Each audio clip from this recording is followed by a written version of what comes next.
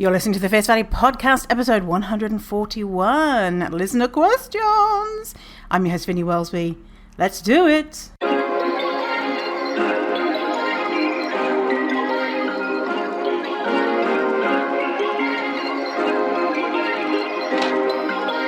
Perfect.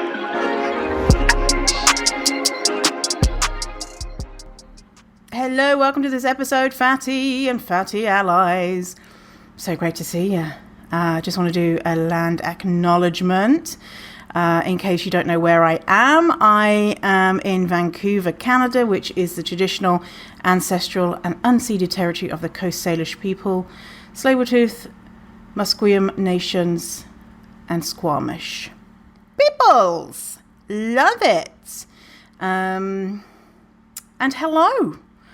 I always just get into the episodes and just start talking like we're best friends. But you know what? Sometimes people don't know who I am, where I live, what's it all about. In case you don't, hey, I am Vinny. My pronouns are they, them. I am a trans non-binary person. I am British Irish. I've been living in Canada for 13 years. I'm a fat activist, and before doing this work, I was an adjunct professor at University of British Columbia in the business school. I was in corporate recruitment for 9 years. And what else? I also do diversity consulting alongside my fat activism stuff. And I have a dog called Dougal. And that's it. That's everything about me. And I am currently, have blonde, whitish hair. I'm a white person.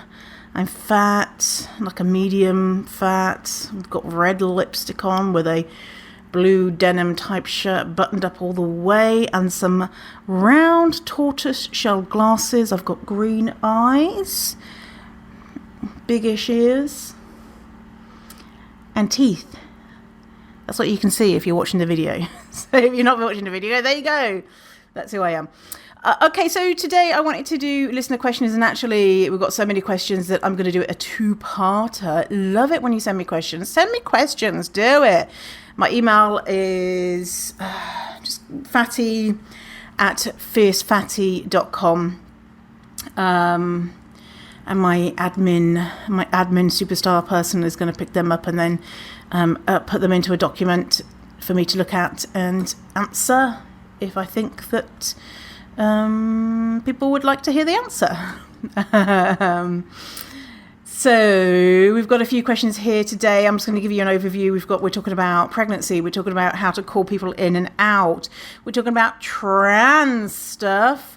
And we're talking about a badly behaved mother. Ooh. I haven't read all of the email bits. I got like the gist and was like, yeah, okay. So, all right. Now, the first question we have here is, do you have any scripts for calling in /out anti-fatness in the moment? Just from regular people, not necessarily from a doctor or anything. Excellent question. That is from Miel, and someone else has asked a similar question, which is, how should I respond to fatphobic statements from people? They can be subtle or really blunt fatphobic statements. I would just like to be equipped with comebacks when I feel like responding. Excellent stuff. So first I just want to explain calling in, calling out. So calling in is something that is potentially a little bit more gentle, and something if you are wanting to maybe continue a relationship, establish a relationship where the comment is not necessarily as egregious. Maybe you're ready to do a little bit of educating. So calling in would look like maybe taking someone aside and saying, oh, hey, you know, when we were in that meeting, you said that thing. And actually what I learned about that thing is we don't really say that word anymore or whatever. I'll give you some scripts in a minute. But it's kind of more of a, oh, hey, you know, or what did you mean by that? Or what was your intent? That type of thing. More kind of like if your friend kind of said something and you're like, oh, I know that you're totally cool, but sometimes we say something. So a friend would probably be like calling you out and you'd be like, thanks. Calling in, sorry. Calling out is more urgent. Calling in is private more often than not. Calling out is public. Calling out could happen if calling in hasn't worked. So as an example, you know the incident with Lindo Bacon, maybe you don't, but Lindo Bacon, member of the Health at Every Size community, wrote the book Health at Every Size, was called out because they for bad behavior. Lindo Bacon uses they them pronouns, by the way, and the calling out happened with people making public statements, and the calling out happened after the calling in didn't work. Now, you don't have to call in someone first. It depends on the situation. You could just go straight for the calling out. It totally depends on a million different factors. So calling out might be, say if you're in a meeting and someone was like, oh, fat people are ugly. And you're like, whoa, that was egregious. And you could be like, hey, actually, that's not cool. Don't talk about fat people like that, you giant ding-along. Ding-along, ding-a-ling, ding-a-ling, ding-a-ling. You ding-dong, ding-a-ling, or ding-along. Ding-along. We made up a new word. And so it's more urgent. It's more about safety. And it's all more about disrupting power. Okay. All right. So, I actually wrote about this in my book. I just looked it up. I was like, where is a copy? Why is the copy of my book not around? And I think it's because I don't feel good about my book at the moment. Well, I haven't felt good about my book in the last couple of years because there's a couple of things in there that I don't like. I think I used a word in there that I don't like. I think I used the word tribe, which is not appropriate. I am not I'm a white person. I'm not from any First Nations Indigenous community, so I should not be using that word. In 2018, when I wrote the book, I obviously didn't know that. So, and there's a couple of other things. I don't know. I'm beating myself up a little bit. Anyway, I couldn't find my book, so I found it on my laptop, the copy that went to print. So I wrote about this in my book, what to say. And so we've got a few different scenarios. So if someone says, you're fat, if someone says, you should do this, don't do that, as in you should eat something or don't eat something, a person says, oh my God, have you lost weight? And so what to say in those types of situations, and we'll talk about more kind of day to day what this could look like. So some of these things you'll be like, I would never say that. Some of these things you'll be like, yeah, I could say something like that and I could tweak it to make it sound like me.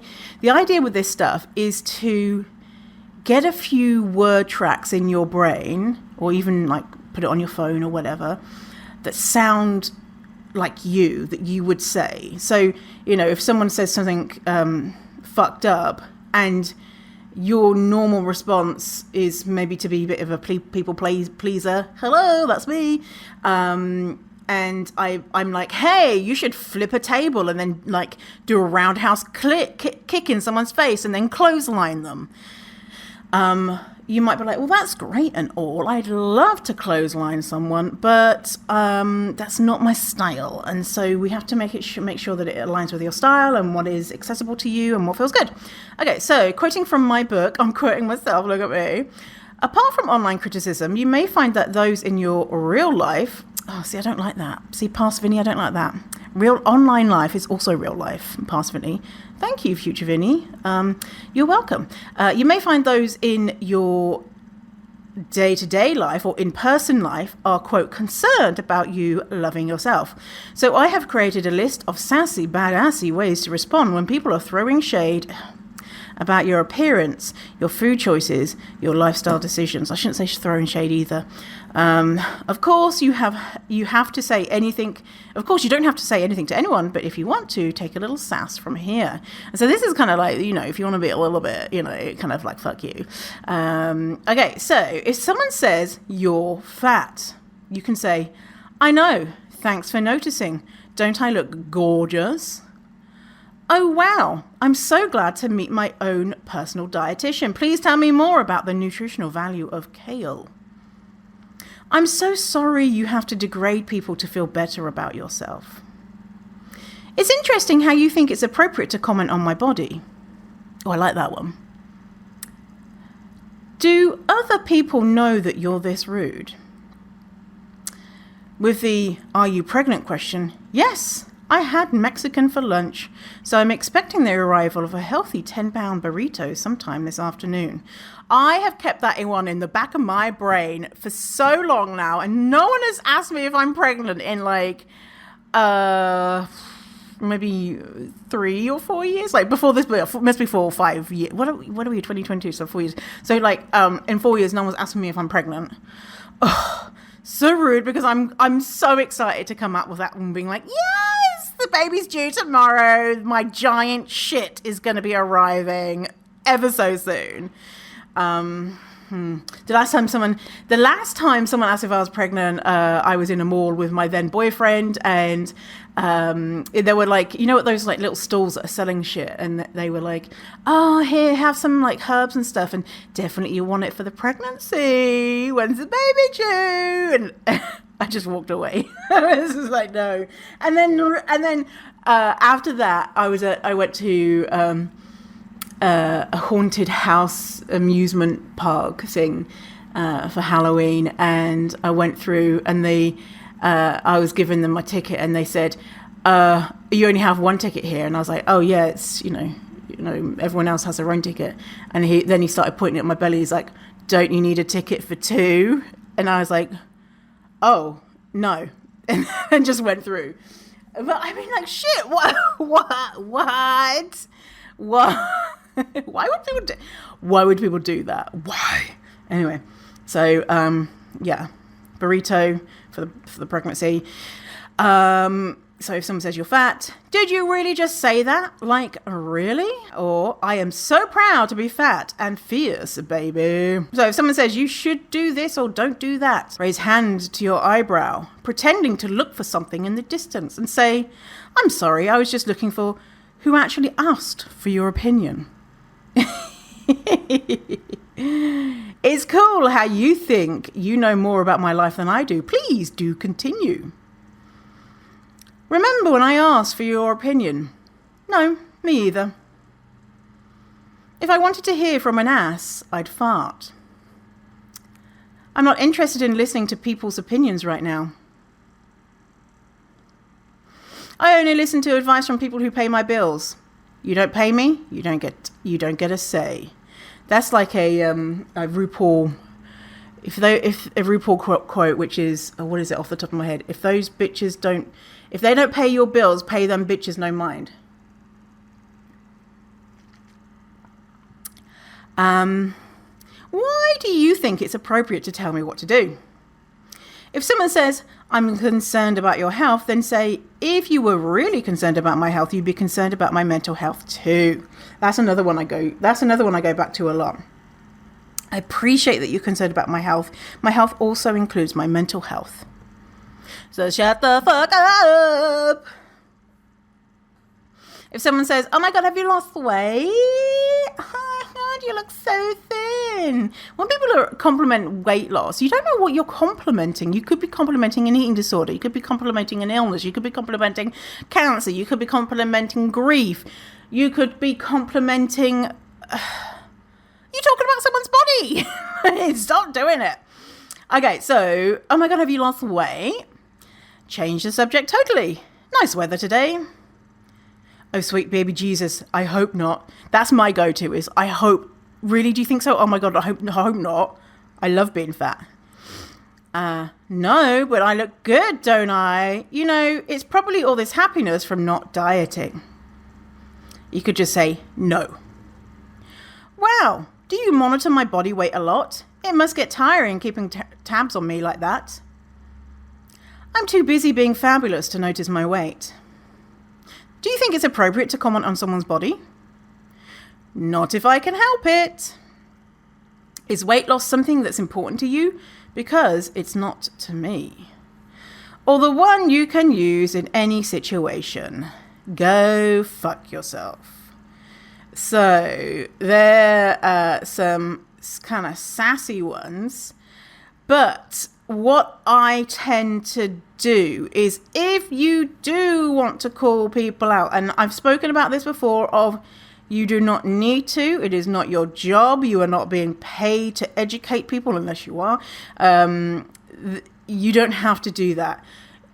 If you are living in a big body, I mean, shit, there's so many things going on already that you have to deal with, that having to deal with idiots who are like, oh, you're fat, or I love diets and whatever, is exhausting enough. And if you choose to just be like, oh, bye, see you later, and not deal with it, and then afterwards be like, ugh, I'm so mad about it, and that's absolutely fine. Or even in this situation, you could feel like, I'm going to say something, and you could just be like, I don't know what to say. You know, sometimes in situations like this, I don't know if you've ever experienced this, but you're just so riled up that you just want to cry, and then you start talking, then you just start crying, and you're just like, oh, that was mean. I'm sad. And then afterwards you're like, oh, why can't I communicate coherently then? And it's because so much is going on in your body at that moment of when someone says something that's really awful. Our brains are in fight, flight, freeze, fawn. Chances are that your heart is beating faster. When your heart is beating faster, your breathing becomes shallower. And your brain is like, oh my God, we're about to be eaten by a tiger. What are we going to do? And your brain is not as well equipped to be able to be like, okay, let's assess this situation. Let's go back to that episode 141, I think it was, from Fierce Fatty, and remember all of the things that they said that I could say, and I'm going to very eloquently and in a balanced way say them to this person who is causing me harm. Like, if you get to that point, it means that you have practiced this stuff a lot. And even I will get flustered from time to time if someone is saying stuff that maybe, you know, it makes me really mad, or I've not heard before, or subjects that I'm not as familiar with. But with stuff like with fatness, most of the time I'm just like so used to the talking points that it becomes second nature, and my body doesn't react in that way. But that's only because of the fact that I do this for my job, right? So normally what I do is I try to understand where the other person is coming from in regards to, like, why are they saying that? Are they saying that because they want to say a joke? They wanted to connect with me? Are they saying that to directly hurt me? Are they saying that because they're talking about themselves? How much capacity do I have right now to engage them in a conversation? Like, for example, my neighbor, she's a 70-year-old woman. She's really cool, this like feminist, great choice in movies. Anyway, I love talking to her. And then I bumped into her and she's like, oh, I'm just going to go and have my breakfast. And I don't know why the fuck I said this. I said, what you having for breakfast? Why did I do that? I should not be asking people what they're having for breakfast for a million different reasons. But I was just like, oh, I'm going to go and have breakfast too. You know, what are you having? And then she said, well, I used to eat this. And I said, that's what I eat for breakfast. And she says, but then, I don't eat that anymore because it's got too much sugar. And I was like, wah, wah, wah. I just done a sugar episode on the podcast, and so I said, what do you mean? I know what she meant, but I said, what do you mean? And I said, oh, is it that do you fear that sugar is bad for you? And she says, yeah, it is. And I said, actually, you know what? This is the work that I do, and I literally just recorded an episode on sugar, and actually, we don't need to fear sugar, and you're not addicted to sugar, because she's like, I can't have sugar in my house. I will just eat all the sugar. I'm out of control around sugar. She said all that type of stuff, right? And then I said, it's not true. And she was like, really? And I was like, yeah. And then I just left it at that, because I could kind of see that she was kind of like, bullshit, I wasn't going to continue to engage in a conversation. But I might also, in that situation, if she was like, sugar is bad, I might just be like, yeah, totally, see you later, bye. And because she wasn't saying, Vinny, you're a piece of shit because you eat sugar. She was, it's about her. It was about her. And maybe in the future I might talk about things with her. And she's actually said a couple of things that I was like, and she talked about being afraid about getting fat twice. And it didn't, when she said that, it wasn't followed by, which is fucked up, because, I know that's my own weight bias and la la la la. And I was going to bring it up with her later, but then I was like, oh, fuck it, I can't be bothered. Anyway, so she's the only person in my life currently who like kind of believes these types of things. And because she's so cool, I really like her. I will persevere up until a point. So come up with a few different ways, whether it's like questioning them, trying to understand their intent, or straight kind of shutting it down. Another thing kind of that I will go to is, the one that I go to is, I just want to be nice and kind to people, even if I don't understand them. And so when people are like, wow, immigrants or these people or that people or whatever, I just think it's best in our world to try and be kind. And it's hard for people to say, no, we shouldn't be kind. I mean, it's hard. It's not impossible, because some people are like, fuck them fatties. And that's when, if I'm flustered and I'm just like, I don't know what to say, I just say, I just want to be kind to people. And if people, do this or do that, I just want to respect them and be kind, because that's important to me. That's one of my values. But that's when, I want to have a conversation with someone. Sometimes you just have to shut that shit down. So an example of me shutting something down recently was, there's this guy that is in my neighborhood, and he hangs out and he barks at people who he perceives to be women who have dogs. And he's done it to me a number of times. And then he's like laughing with his mates. I think he's probably got, mental health issues and whatnot, but it makes me feel really uncomfortable. And so anyway, I was like, oh, this motherfucker. And I was talking to my therapist about it. And I was like, well, I don't want to say anything because I don't want him to be sad, because he's probably got mental health issues. And I don't want to be like, you're a bad person, because what if it then means that he's like gonna be sad and then die? My words are so powerful that I just can kill people on the street. So eventually I saw him, he was like harassing this woman that was at a coffee shop, this older woman at a coffee shop. And I walked by and he turned around and he started barking at me, and I said, stop harassing women in the street.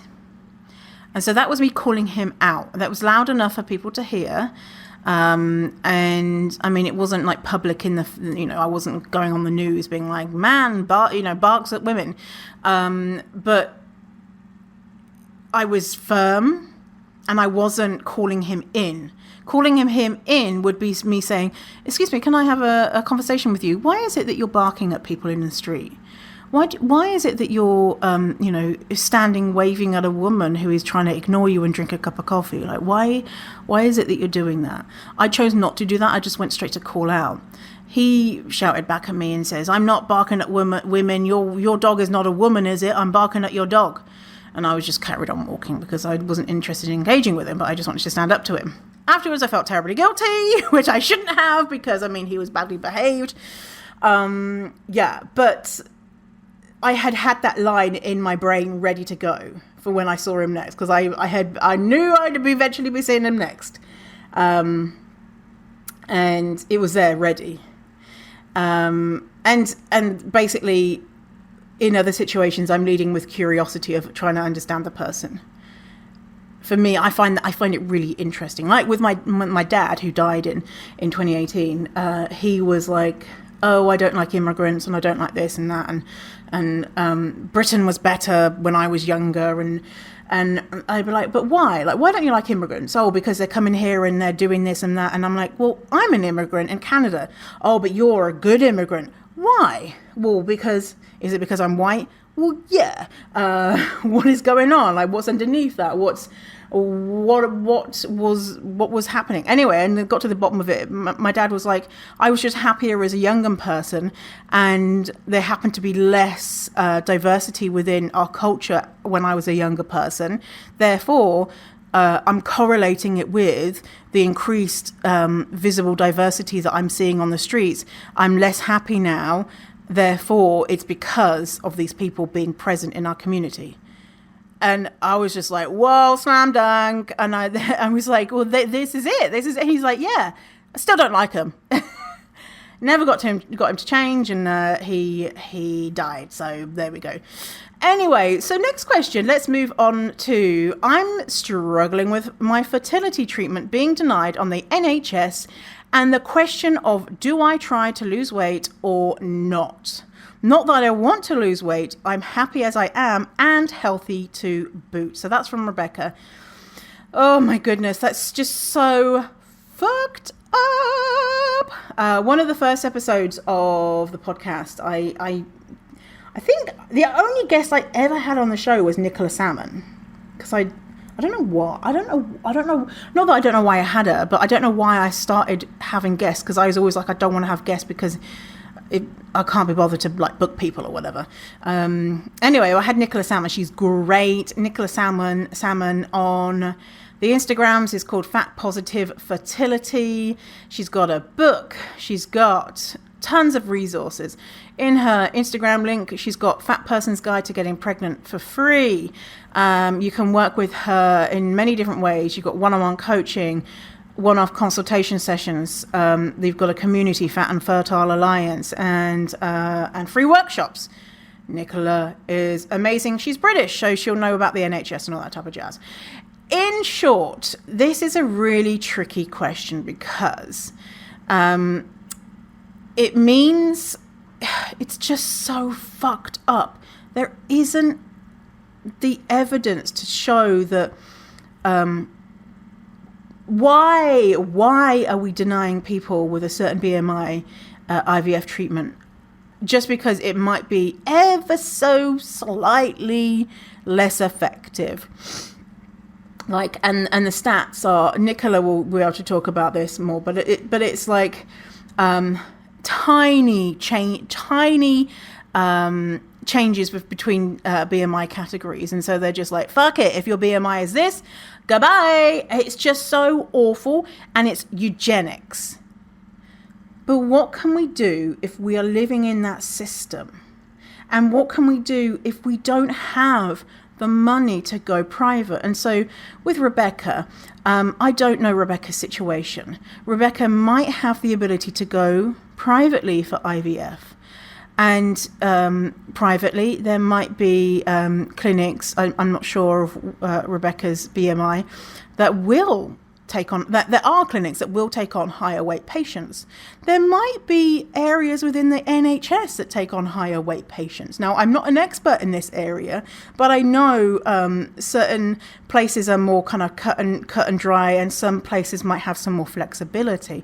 And so it might be a case of asking, are there places in the UK that do take higher weight patients for IVF treatment? Which is not fair. I mean, it's not fair because that means that you might have to travel outside of where you are, which is causing extra stress for you. And it's work that a straight-sized person is not having to do. And what if they say no, and then you have to go private? What if you can't go private?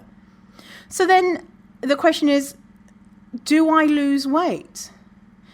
And some people may decide, because of all of those barriers, that they are going to temporarily lose weight, put their body into a disease state, potentially if they go and get stomach amputation or squeezing surgery,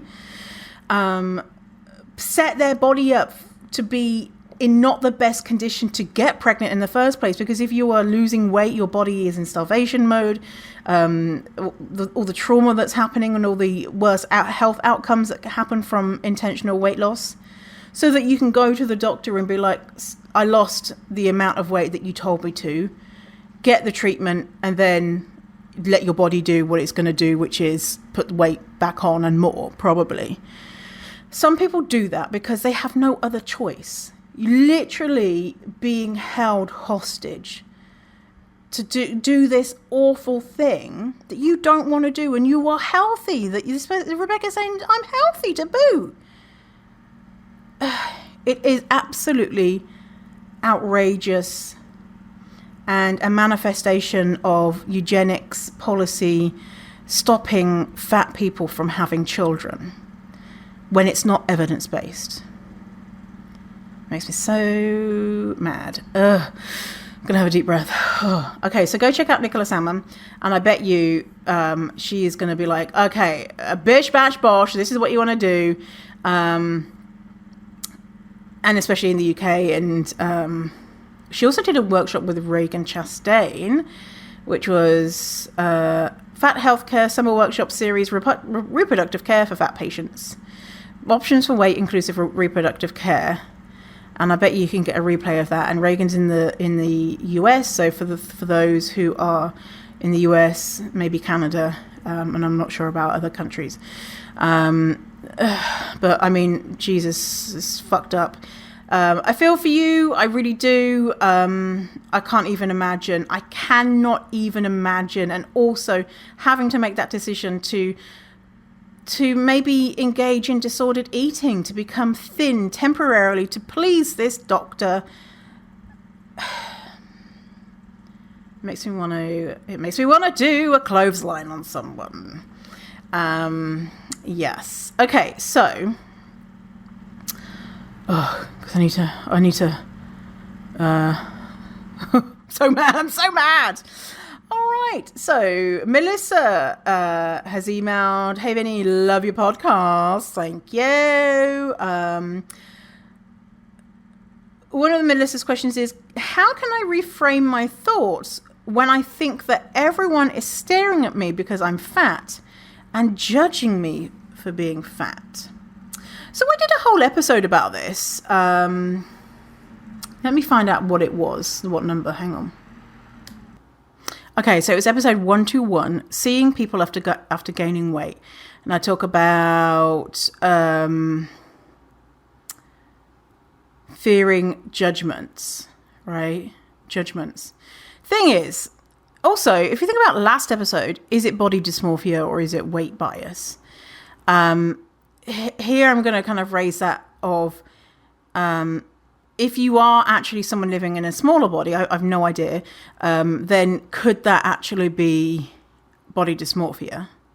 And if you are a fat person, I mean, it could be as well if you're a fat person, but if you are a fat person, that fear, depending on your size, especially if you were a larger fat person, could be legitimate, that people are staring at you because you're fat and are judging you, right? And we know as fat people, that happens. And so I have a thought, people are staring at me because I'm fat. Maybe people are, but also maybe people aren't. But what can we do? What can we do? And maybe, like, is it to the extreme where you're like, every single person is like, oh my God, there's a fat person. Oh, call the police. There's a fat person walking around the streets. And you think that every single person walking by you is just horrified and thinking, oh God, they're fat and they're unattractive because they're fat. That's probably, unless you're walking, I don't know, on Miami Beach, or I don't know, walking in a fashion show for thin people and all of the thin audience hates fat people. I don't know, like, it's probably not realistic that every single person is awful, you know?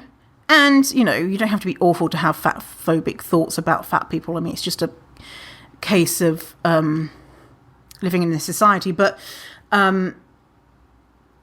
it's natural for humans to notice other humans, right? And if another human is slightly more visually interesting, depending on whatever. They're a wheelchair user. They have, I don't know, visible tics or something, or they have a different hair color, or they've got a big, beautiful afro, or they're fat. You would probably notice them, right? But I want you to think about what you're thinking when you see someone who is a supersized fat person, or a fat person, or a smaller fat person, or any other person who might have a marginalized identity. What are you thinking? There might be a moment of, oh yeah. And if you are struggling with a lot of, judgments about yourself, then you might be thinking negative things. But even if you did see a fat person and you thought negative things, you're not probably going to go home, call up your mum or your mates and be like, guess what? I just saw a fat person walking down the street. Can you believe it? You're not going to go, to your diary at the night, dear diary, fat people exist and I'm mad about it. It's a fleeting thought, unless there's something bigger and deeper going on. And so can we survive that? Can you survive knowing some people might look at you and say, I don't like that? And also, can you come to terms or realize that most people are probably going to be on the spectrum of just noticing you, not noticing you, not caring, or being in their own head thinking, that person just looked at me. What was they thinking? Do they think that my nose is too big? Do they think that do I have a camel toe today? Oh my God. Do I stink? The truth is, it's probably kind of like shades of gray, right? And there are going to be people being like, this person looks good. You're walking by and they looked at you, and we might be in our heads being like, oh God, what are they thinking? And they're like, oh, I wish I could look like them. Or, oh, don't they look happy? Or, oh, I love their shoes. They could be thinking something positive. And the thing is, we can't do anything to change that, right? Even if, I walked out on the street right now in a split crotch bikini with a peephole bra. People are going to be like, oh my God, you look awful.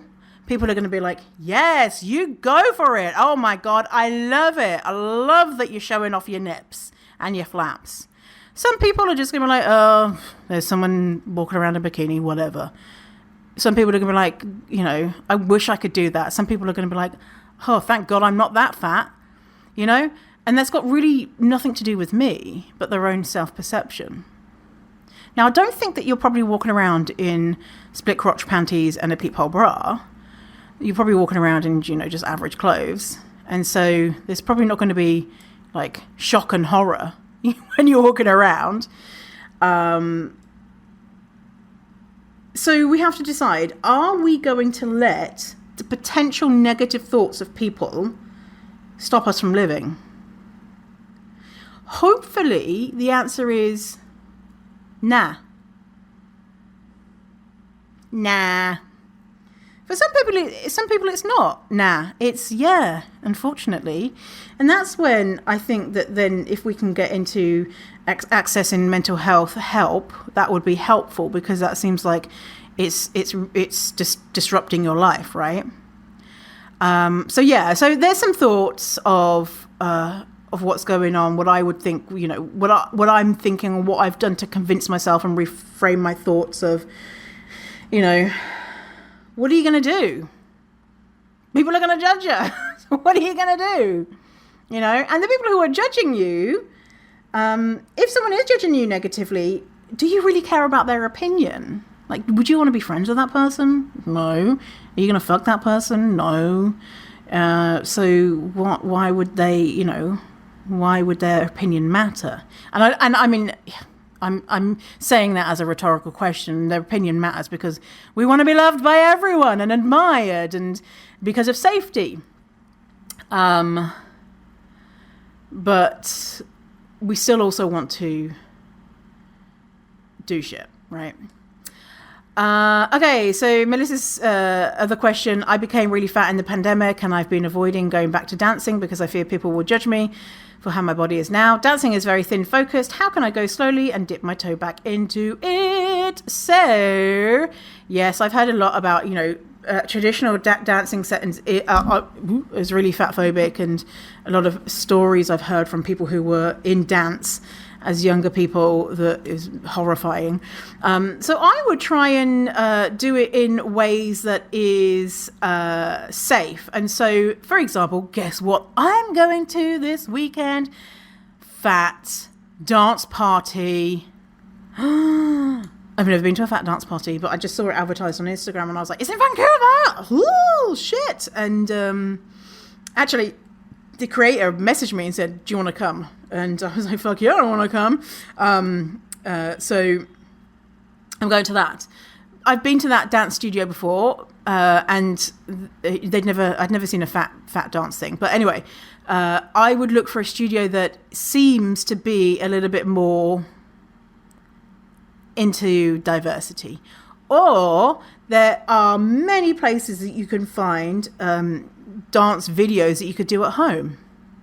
So you could be like, I like dancing, but I'm just going to do it in the safety of my home for right now. Or I like dancing and I'm going to go to this studio that I think is a little bit more diverse, and I'm going to bring my friend who happens to also be fat with me, or someone who is supportive with me, and doing little things, see how it feels. If it feels too much, taking a step back. But I really hope that if you love dancing, that we don't let we don't stop doing the things that bring us joy because of our body. And also so many people, I'd say, like, science, 200% of people are like, my body's changed during the pandemic and I'm worried what people are going to think. So yes, all right. Okay, so let's go to our last question, which is from second last question. So second last question. Hi Vinny, love your show. Thank you. Always look forward to your show. Your humor makes me crack up out loud. Thank you. And always helps me feel better about myself while in this fatphobic world. Hurrah! I'm pleased about that. Thank you, Dina. I am dealing with my elderly mother. I want to enjoy the last years I have with her. I moved away when I was in my 20s and hadn't lived near her until now. I had a lot of time to heal from her very intense and sometimes downright mean personality. There were control issues and with weight and food. We live in the same city now. One of the first things she said to me when she first got off the plane was how she didn't like my body. Oh my God. Before she moved here, she agreed no weight, diet and body talk, but it didn't stick. At first, I firmly held her to it, but she just keeps bringing it up. My mum is a bit of a manipulator. Instead of letting her think she's got my goat, I've decided just to not engage anymore and change the subject in order to keep the peace. She isn't a person that takes into consideration someone else's feelings before speaking. I've noticed that after I visit with her, I usually have urges to eat sweet, sugary, and sometimes large volumes of food, and so I eat more than my body wants, and my mind starts pondering desperately to how can I lose the weight. I've made much progress with intuitive eating and rarely binge, but after seeing my mum, who is also starting to get senile, it is hard. Sorry this is so long, because Dina. Love it. I love that you've shared all of that. I don't think it's too long. This is hard, right? So I want to enjoy the last years I have with her. It sounds like your mum is trying to do many things so that you can't enjoy the last years with her. Right? Doesn't it? What she's saying is triggering you into disordered eating behaviors, maybe. And by the way, it's absolutely okay to soothe your soul with food, right? If that is what you have available for you in order to manage certain emotions, and that's what's there, then that's okay, right? But also it sounds like that doesn't feel good for you. So it sounds like we want to work to a different solution in this scenario. So I wonder, does your mum want you to be there? Like, is she interested in having a relationship with you? Because I'm like reading this and I'm like, wow, doesn't sound like. I mean, we don't have a lot of all the information here, right? I'd love to, if you were on here right now and having a conversation, there'd be many questions I'd want to ask you of, what does she do that makes you feel good? Like, do you have happy times with her? Does she tell you nice things? Or is it just this abusive stuff? And, there's this big thing of kind of, well, if someone's going to die soon, we're going to have to, be nice to them. Who knows when they're going to die? And, they're old, and so they get a pass because they're old. And I hate all of that. I hate all of that. And their family, so we have to. No, we don't have to. Like, if you don't have to see your mum, talk to your mum, spend time with your mum if you don't want to. Just putting it out there. It sounds like you do. And it sounds like also you want to see your mum, but you want to enjoy your time with your mum. So it sounds like you did some incredible work with setting in boundaries. And she also did some incredible work to push you and push you and push you until that boundary broke down.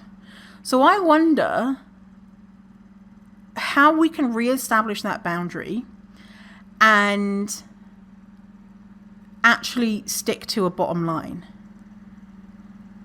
And, sometimes you might decide, okay, well, I'm just going to let it slide today. But if it's really affecting you, I think it would be fantastic if, you're going to be like, right, I'm going to leave. I'm going to get up and leave. And so your mum would probably get get the message pretty quickly if, she start talking about you're fat or you're this or whatever, I don't like your body. And you say, I love you, Mum. I hope you have a wonderful rest of your day. But I'm unfortunately, I'm not able to be around diet talk, and just leave and be consistent. And, you might decide that you're not going to be around her. Or you might decide, I'm just going to suck it up and take all of her abuse, because I don't see that there's any way that she could possibly change. And I want to be around her, even though she's being abusive, and take that risk to see what that does to my mental health, because I don't want to feel guilty for not being there. I don't know what the answer is, right? Especially you saying, maybe her dementia might be coming in too. And I'm worried about, like, you don't want her to think that she's upset you. But it is upsetting, right? And so if you don't want her to know that you're upset, I think, just leaving. Oh, I mean, you say you change the subject. I mean, does that work? Does that feel okay? It says, you say afterwards you don't feel good. But it's hard, right? I think what I would do in this situation, and what I would do is, based on that little bit of information and also not being actually in that situation, so it's probably a lot easier for me to say, is I would probably try again with the boundaries, see what she does, and have to stick to some really clear bottom lines. And if she kept making me feel the way that you're saying, I'd either reduce the amount of time that I spent with her significantly or stop seeing her. So I mentioned my dad before, and my dad dying in 2018. My dad, he almost died when I was about 6 or 7 due to alcohol and his consumption of alcohol. He had cirrhosis of the liver. All of his drinking buddies all died. He was the only one who didn't, and it was probably because he had a young family. He had 4 kids, right? And so the idea, Daddy's going to die, it's the end of his life, was there right at the top from when I was 6. My mum would always be like, your father's probably going to die soon. He's not going to live long. So that message of he's going to die anytime made me have a relationship with him out of guilt. Because he's going to die any minute, right? He died when he was 69, 68. And he didn't die from alcohol. He died because he had a blood clot in his leg. So that kind of like, well, he's going to die soon. He's going to die soon. So I have to have a relationship with him. The more that I went to therapy, the more that I was like, but he's lived this long. Do I want to continue having a relationship with him when I would talk to him? He would never ask me anything about me. He would just go on about whatever, his things. I mean, if I had went up to him and said, a stranger went up to him and said, tell me about your child. What job do they have? He'd be like, dunno. He wouldn't even know what job I had. He knew that I lived in Canada because he liked to talk about Canada because he lived in Canada when he was a baby. But I didn't feel good after spending time with him. So I just stopped. I didn't make an announcement. I just, I would see him, like, the last time I saw him was my sister's wedding. We had a little bit of a conversation, and that was it. And when I knew that I couldn't continue having a relationship with him, I was like, okay, well, how can I handle this guilt? Like, if he was to die tomorrow and I don't have a relationship with him, what will I regret? And I said, okay, well, I'll regret not asking him certain things. Because he did some fucked up stuff to me, my mum, the family. To ask him, why did he do that? What's behind him drinking? What's his, ask him questions about his background and all that type of stuff. And so that's what I did. I said, hey, can we do a, we did a, at the time, it was a new thing, like video calls were a new thing. So we did a video call and I recorded it and I wrote down the answers to all of his questions. And it was kind of like all the questions you'd ever want to ask a parent. Like, have you ever been arrested? What was I like as a child? Why did you do that fucked up abusive thing? And I was able to get closure and then kind of end the relationship. And I didn't do a kind of like this is the end of the relationship. It was kind of like, I'm just going to, not be there as much. And when he died, I had that kind of, I'm so pleased that I did that thing. And also I'm pleased that I didn't force myself to have a relationship with him out of guilt. So I don't know if that story is going to be helpful to you at all. Of course, everyone's situation is different. You might be the sole carer of your mum. There might be other things going on. Like, for example, sometimes parents are like, oh, if you don't hang around with me, then you're not going to get any inheritance. Like with my dad, I was like, well, there's no inheritance, so I don't have to worry about him cutting me out of his will. He cut my brother out of his will just because he was a dickhead.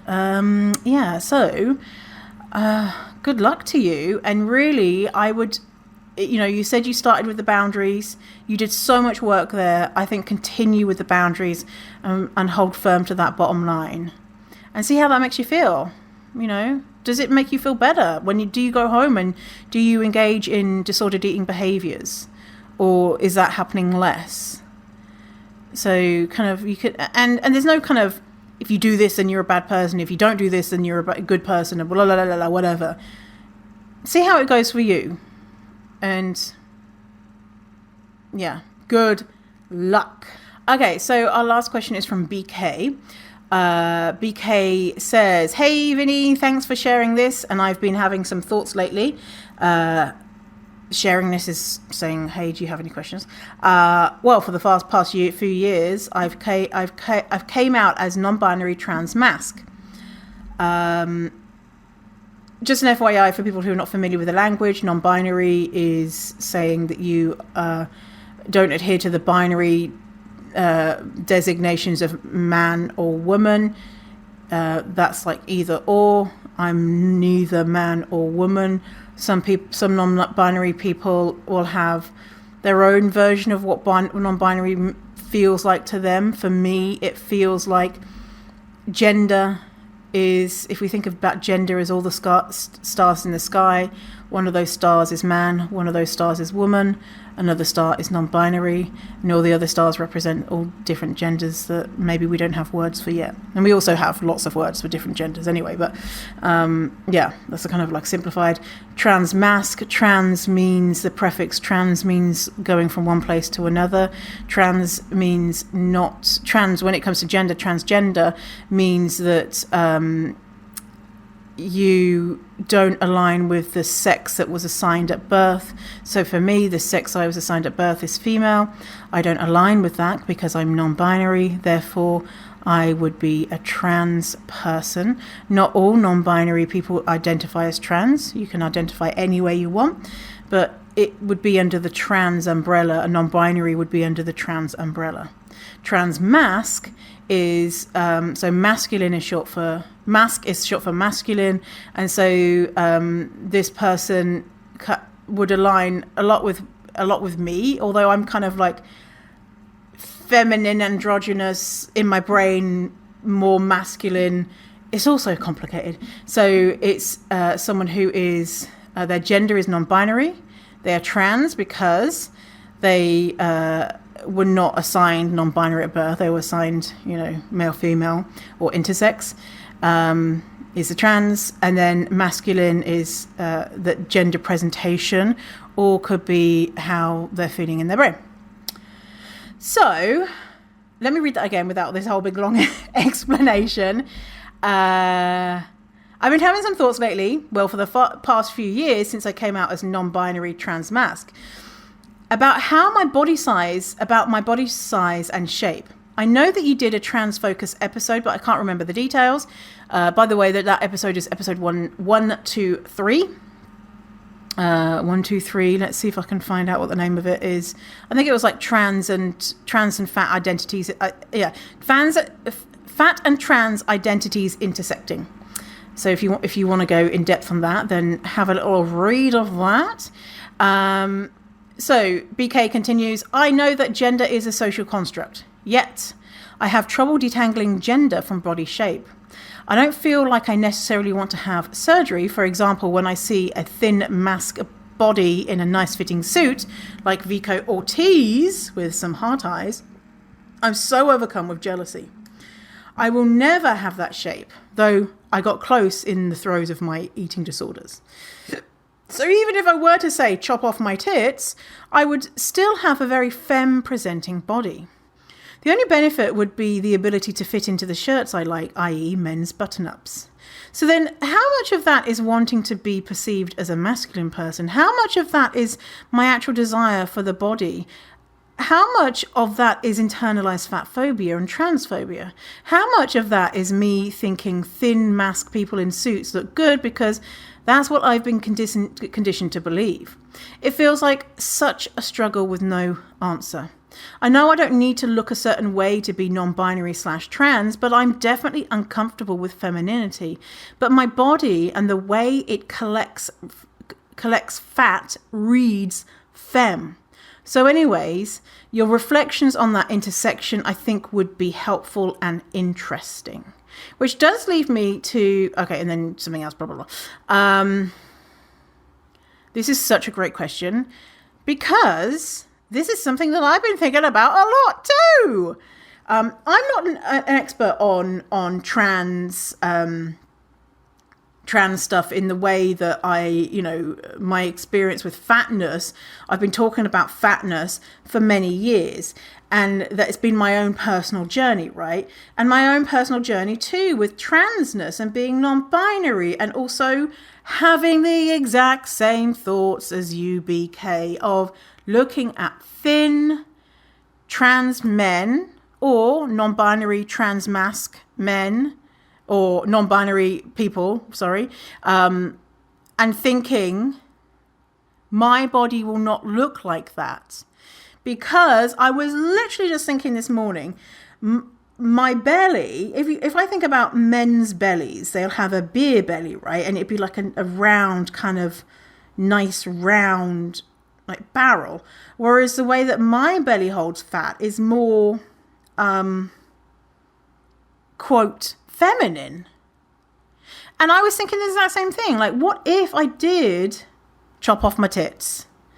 And, that's something that I was like, oh, well, maybe I'll start binding. So you can bind your chest to make it look flatter. But then because I'm fat, it will never necessarily look like a thin person who binds or has the chest tissue removed.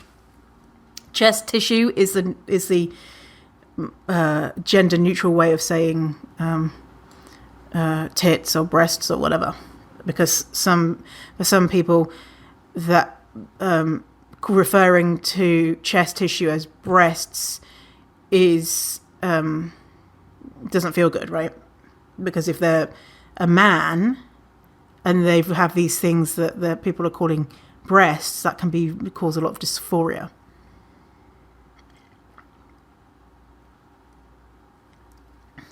But you can, there are these vests that you can wear that kind of compress your torso. And so then you'd get more of that kind of, quote, masculine, barrel-y type distribution of your fat. And so the question here from BK is that transphobia? Is that fatphobia? Is that me just wanting to be perceived as a masculine person? Is that a desire for how my body looks? The answer is, I don't know. I don't know. But I have a suspicion that because we've been raised to be transphobic, fatphobic, and because we are trans people, that it's probably a combination of a lot of things, right? Of wanting to feel at home in your body, and there being some incongruencies there of, and thinking about, as well, if the criticism, if fat people really did love themselves, why are they wearing makeup? Why are they brushing their hair? And it's like, well, because they're separate, because it makes me feel nice to, like, as I'm wearing lipstick today, I like it. It makes me feel good. It makes me feel like me. It doesn't mean that because I wear lipstick, I hate fatness. That's how it works, right? But that simplification, I wonder if that's like a white supremacist, I bet it is, yeah. That's white supremacy culture, black and white thinking. That's white supremacy culture. So then we've got that added layer of, is my own internalized white supremacy at play here too? The answer is, yeah, I'm white, so probably, and in what form? It's complicated, and exactly what BK says, there's an unending struggle with no answer. And I think, are we ever going to get an answer of, like, what percent of the way we're thinking about this certain topic is bigotry? We're never going to get that answer, because the answer is, who the fuck knows? We can't measure it like that.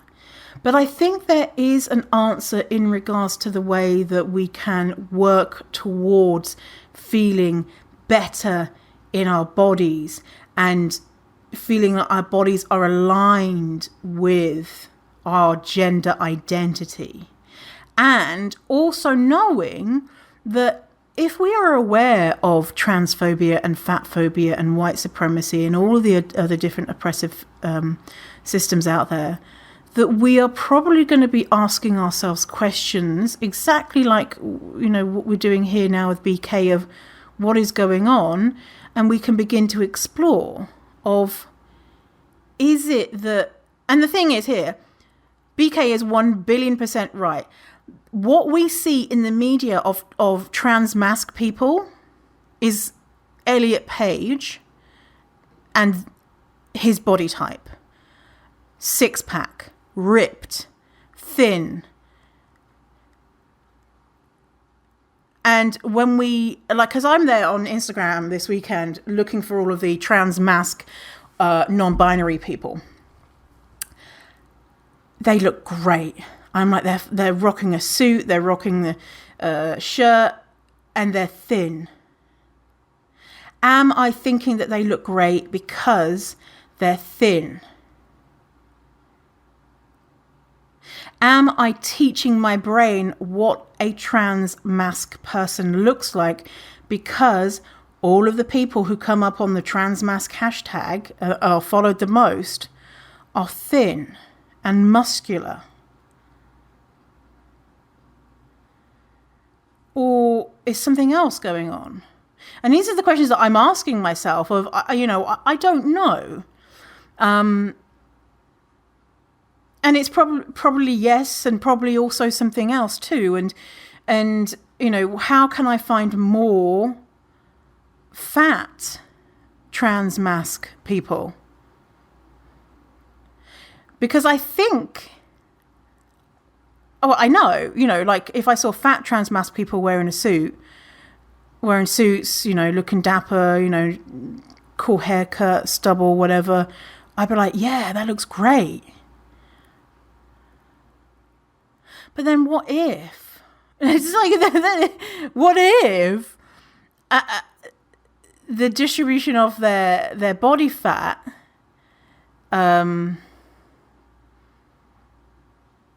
makes me think that distribution is, quote, feminine? Would I think that they look less good?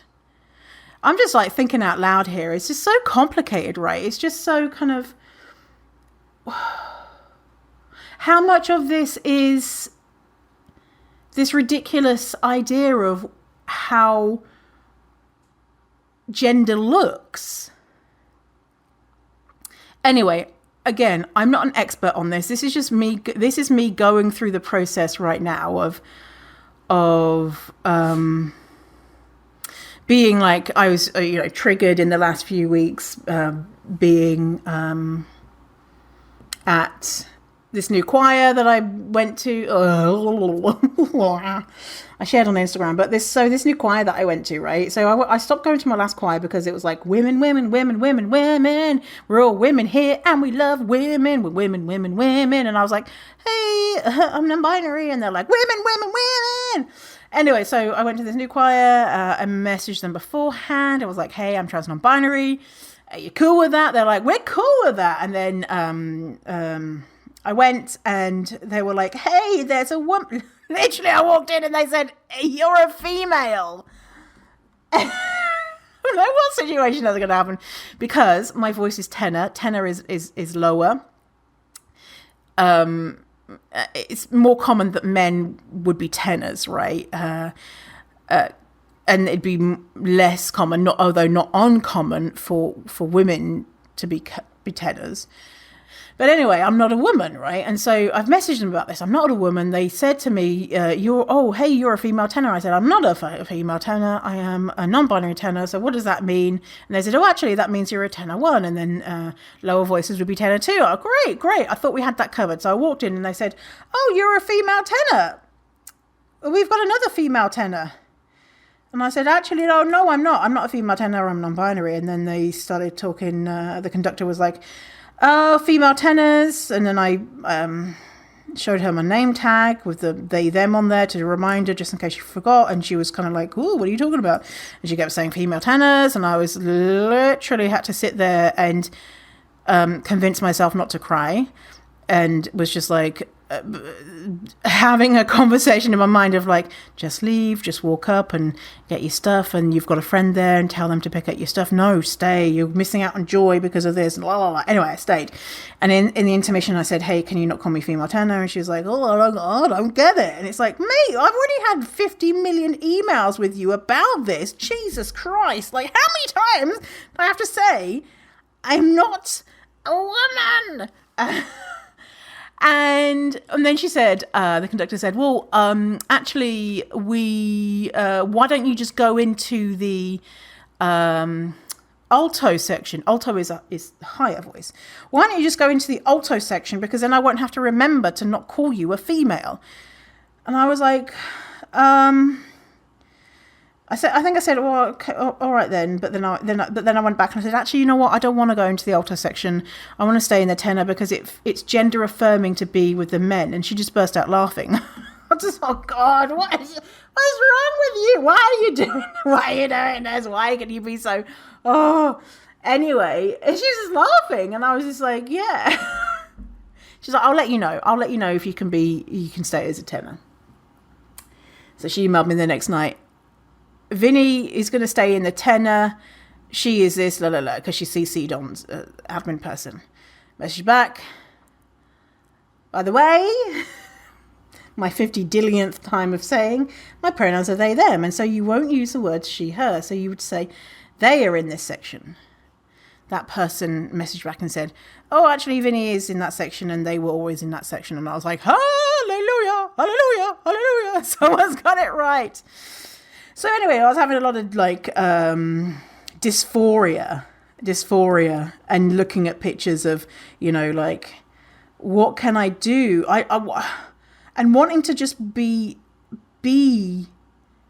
have the body of a man so that I'm just perceived as a man, and thinking about that a lot of what would that look like for me as a fat person, and also wanting to hold on to certain aspects of femininity, like things like, wearing lipstick and all that type of stuff. And absolutely, I could do that as a trans man if that's what I wanted to do.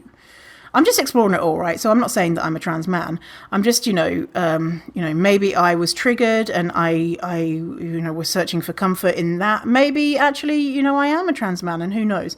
Talking aloud, blah, blah, bloop, bloop.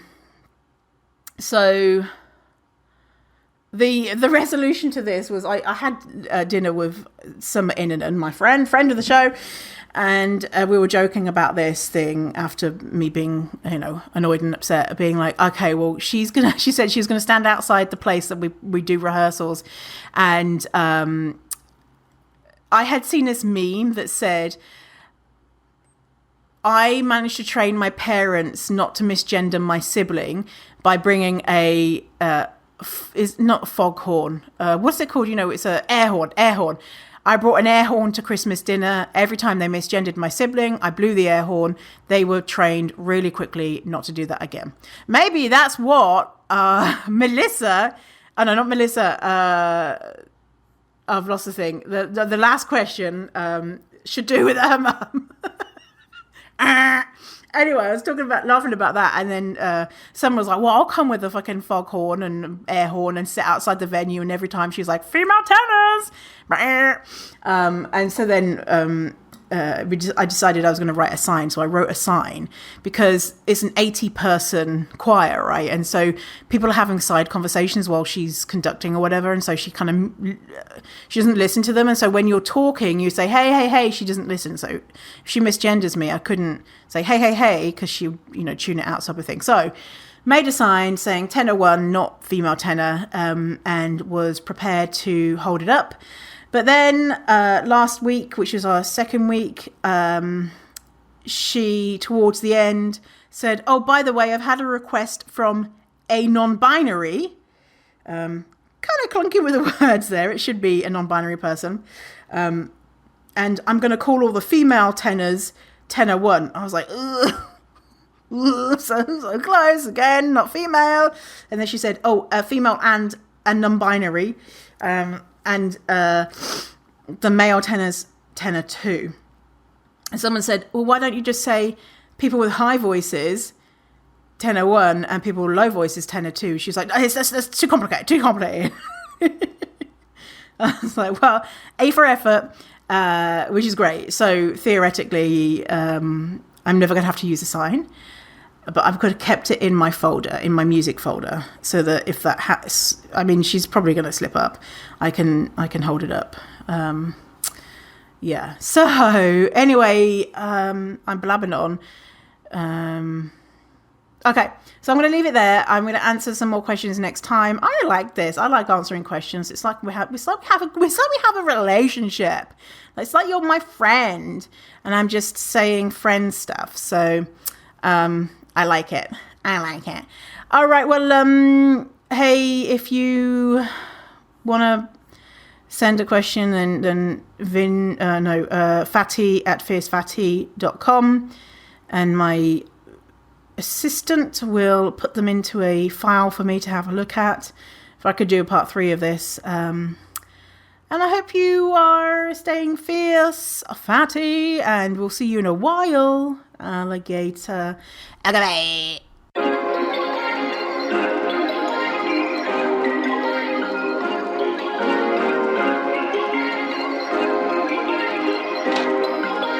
Perfect.